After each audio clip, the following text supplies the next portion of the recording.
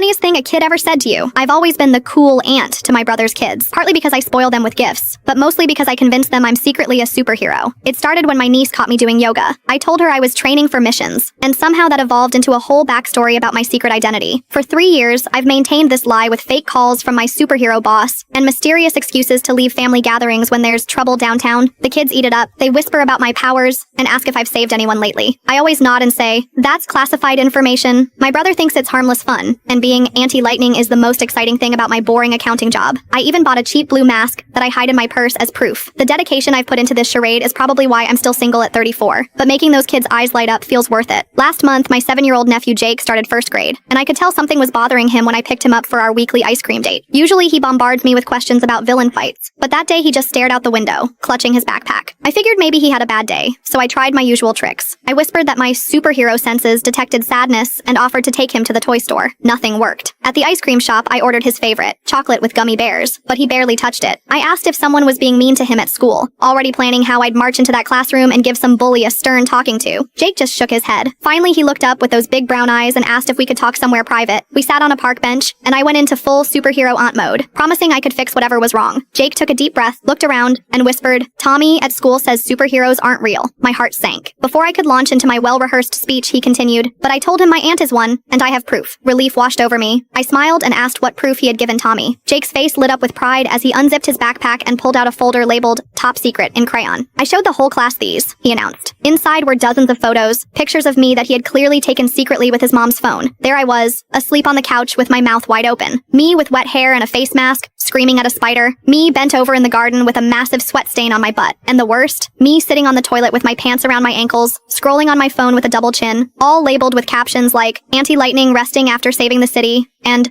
"Superhero in disguise." I was mortified. "Jake," I whispered, "who exactly saw these photos?" He beamed with pride and said, "Everyone, even Mrs. Peterson. She asked for copies for the parent newsletter." I felt the blood drain from my face. 26 first graders and their parents had seen me on the toilet. The principal had seen me on the toilet. And guess what? Jake continued excitedly, oblivious to my horror. "Tommy said the funniest thing after seeing your pictures." I managed to croak out, "What did he say?" Jake giggled and replied, "He said you don't look like a superhero. You look like his mom when she's constipated." I sat there frozen, as Jake happily returned to his ice cream. "Don't worry," he said. "I told him constipated people can be superheroes too. That's what makes you so good at your secret identity." I drove him home in silence, called in sick to work for a week, and seriously considered moving to another country. Now, whenever I visit my brother's house, I check every door twice before using the bathroom, and I still feel like I'm being watched by 26 pairs of first-grade eyes.